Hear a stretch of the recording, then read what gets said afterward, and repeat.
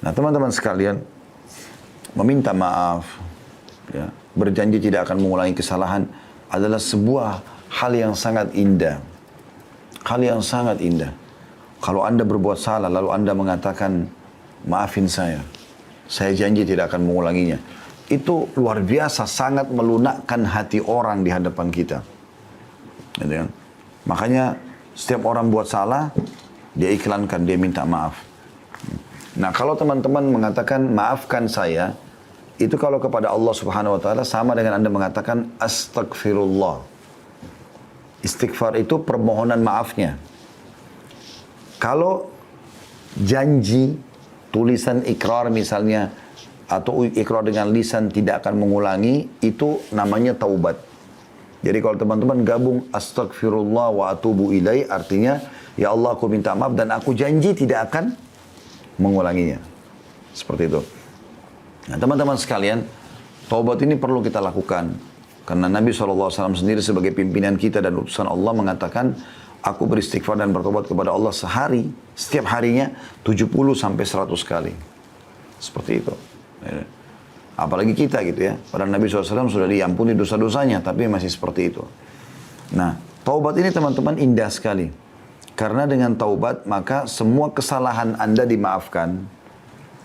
Plus lagi, fasilitas yang terhalang karena kesalahan Anda akan diberikan. Contoh misal, Anda di kantor, Anda kerja. Lalu Anda buat satu kesalahan, misalnya telat datang, atau Anda tidak menyelesaikan pekerjaan atau apa saja. Lalu, cara yang terbaik adalah Anda minta maaf dan Anda coba perbaikin. Anda ajukan permohonan maaf, Anda janji tidak akan mengulanginya, lalu Anda janji juga memberikan tanggalnya atau waktunya ya, time-nya itu akan diselesaikan.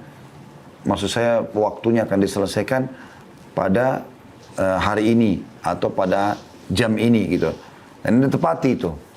Maka saya yakin nanti perusahaan akan memaafkan kesalahan Anda dan akan mencairkan semua fasilitas atau memberikan fasilitas yang sudah dijanjikan.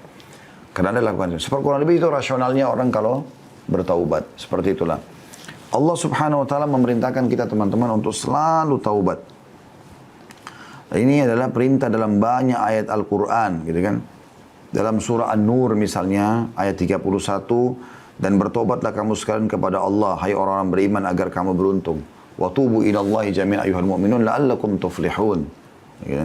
Allah SWT menyuruh itu. Kemudian juga dalam surah At-Tahrim ayat 8 juga begitu.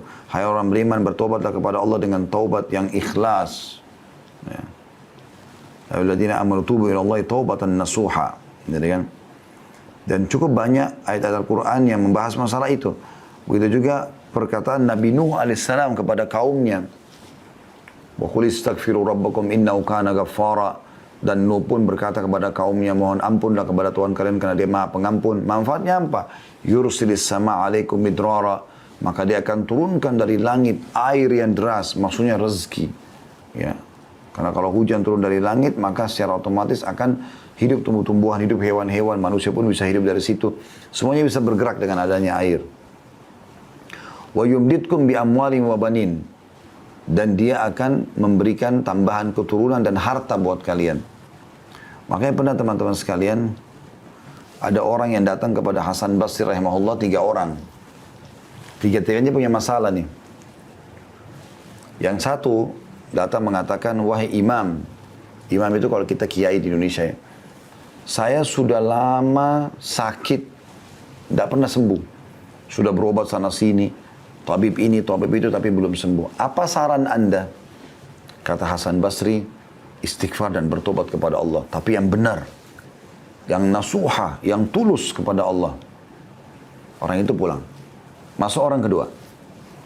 Dari sini perbanyak istighfar ya, kata Hasan Basri. Bukan cuma istighfar dan tobat saja pulang. Enggak. Perbanyak. Lisanmu selalu astagfirullah wa atubu ilaih. Terus sampai engkau melihat jalan keluarnya. Dah, datang orang kedua mengatakan, wahai imam, saya sudah lama menikah. Ini saya sama istri saya, kebetulan sama istri datang ke rumah Hasan Basri. Rahimahumullah semuanya. Lalu dia mengatakan, kami sudah 10 tahun menikah, belum punya anak. Apa saran Anda? Kami sudah coba ke tabib ini, tabib itu, tapi juga tidak bisa. Ya, kami dapatkan solusinya. Kata Hasan Basri, perbanyak, garis bawah kalimat perbanyak istighfar dan taubat. Amalkan. Pulanglah orang itu, orang ketiga datang mengatakan, wahai imam, saya sudah lama bekerja bertahun-tahun, tidak pernah kaya seperti fulan. Ditunjuklah orang kaya di negeri itu gitu. Dulu itu di kota Basra ya, di Irak. Maka kata Hasan, dan saya sudah coba kerja ini, kerja itu, tetap aja begini keadaan saya sudah sekian tahun. Apa saran anda, kata Hasan Basri, perbanyak istighfar dan taubat.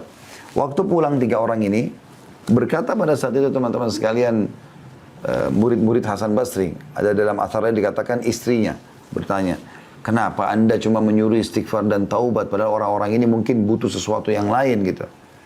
Maka apa kata Hasan Basri, tidakkah engkau membaca firman Allah subhanahu wa ta'ala, tadi dalam surah Nuh itu ya, Nuh berkata kepada kaumnya, wa qul istaghfiru rabbakum innahu kana ghaffara.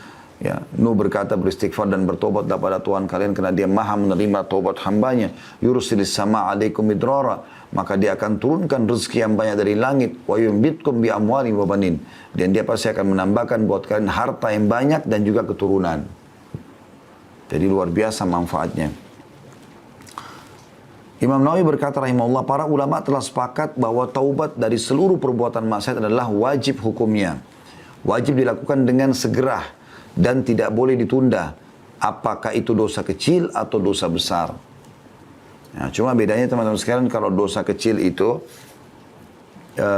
bisa diampuni dengan sholat, dengan wudhu, ya.